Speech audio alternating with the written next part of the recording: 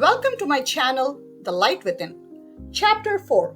He hit his head and woke up a genius. What might be going on here?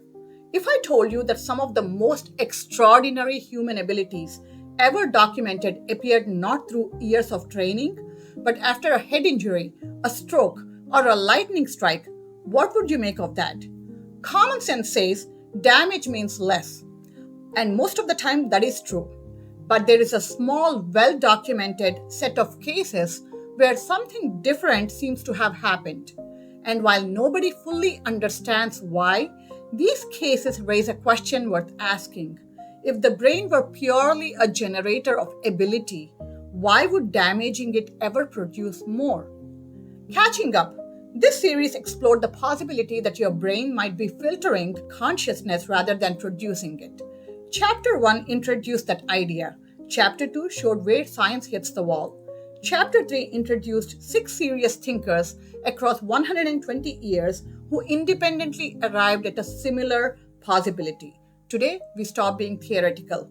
We look at what actually happened in real people, in real life, in a real lab, when the brain's normal processing was disrupted.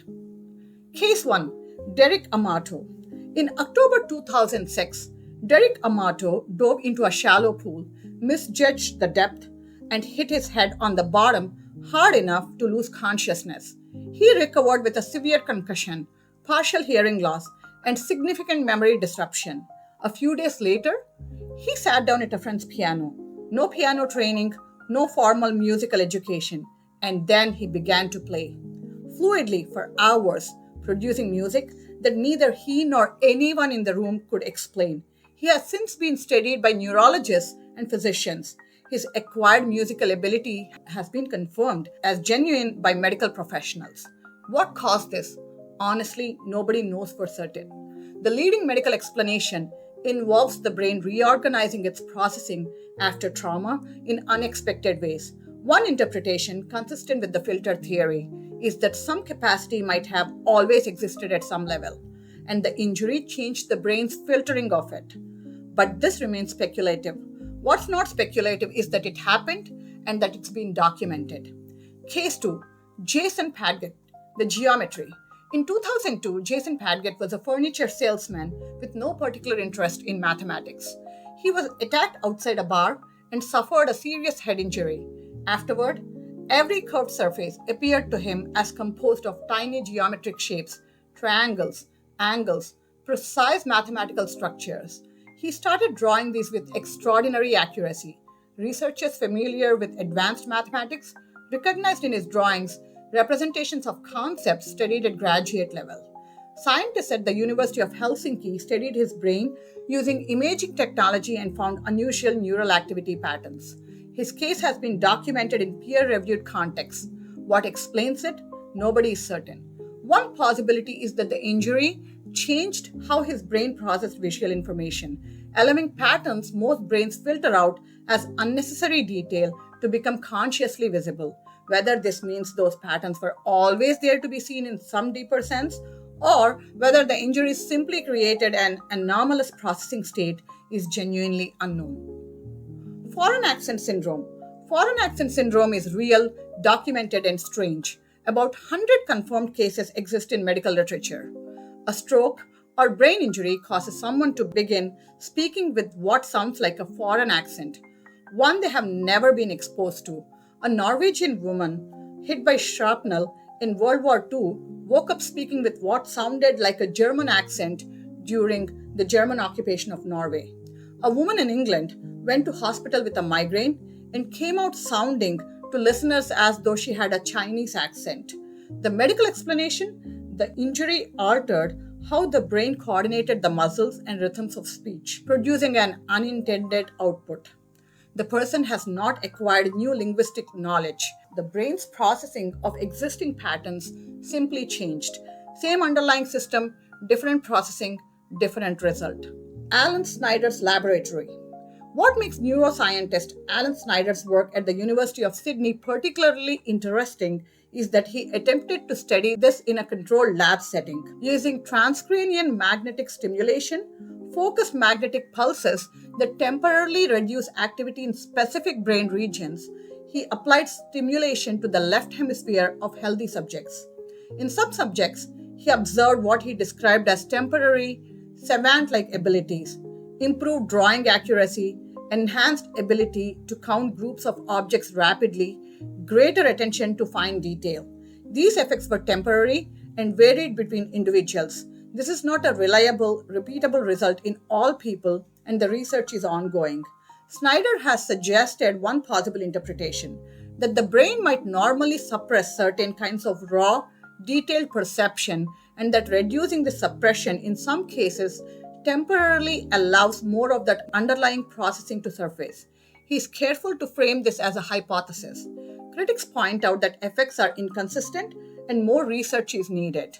Before we leave chapter 4, two cases that don't fit the injury pattern but belong in the same conversation. The famous Shakuntala Devi, for example, had no trauma, no disruption. She was simply born able to multiply two 13-digit numbers in 28 seconds, verified at Imperial College London. Where the acquired savants show the brain can hide capacity behind a filter, she suggests some people arrive with that filter naturally thinner in certain domains. Even more compelling is the case of Srinivasa Ramanujan. With no university training, this self-taught mathematician from India produced thousands of theorems that professional mathematicians are still verifying a century later. G.H. Hardy, who was Cambridge's greatest pure mathematician of his generation, created a personal scale of mathematical genius. He gave himself 25 out of 100 and gave David Hilbert, the German mathematician considered the greatest in the world at that time, an 80. He gave Ramanujan 100. So, how did Ramanujan do it? He claimed his formulas arrived in dreams given to him by the goddess Namagiri Devi. He described the experience not as working it out, but as receiving it. This is almost word for word the language of filter theory. He was not generating the math. He was accessing a larger field of information that his brain was uniquely tuned to receive. Nikola Tesla exhibited hyper-visualization, claimed inventions arrived as complete mental flashes. While he was not a savant, like Ramanujan, he viewed the brain as a receiver of universal knowledge rather than a creator of it. And then there are transplant recipients. Some have reported taking on the food preferences, music tastes, or emotional patterns of their donors after surgery. These accounts are anecdotal and contested. Science has no confirmed mechanism. But if consciousness is not solely produced by the brain, the question of where experience and preference are actually stored becomes genuinely open and worth asking. Here's the honest summary. Whether it's a head injury surfacing hidden ability, a natural prodigy who arrived apparently unfiltered from birth, or a transplant recipient carrying traces of a donor's preferences, these cases are real, documented, and genuinely contested in terms of what they mean.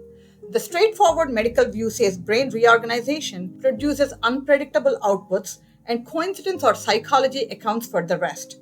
The filter theory says something different, that capacity may be present but suppressed, that experience may be less brain bound than we assume, and that disrupting the system in any direction sometimes lets more through. Both explanations are on the table. Neither is fully proven. Chapter 5 takes us somewhere unexpected, into quantum physics, where the founders of the field said things about consciousness that their own colleagues tried to ignore for decades.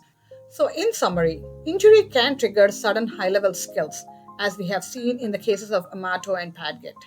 Reducing brain activity can temporarily unlock certain abilities, as Snyder's lab testing has demonstrated. Ramanujan's case suggests some geniuses receive information rather than calculate it. Transplant cases, though anecdotal, challenge the idea that memory is only in the brain. Chapter 5 goes somewhere unexpected. I will answer a question many people get wrong. Is the famous double slit experiment actually about consciousness? The answer is more nuanced than you think. That's chapter 5. Of the cases from today, Amato, Padgett, or Ramanujan, which one sits most uncomfortably with your current understanding of the brain? Tell me in the comments.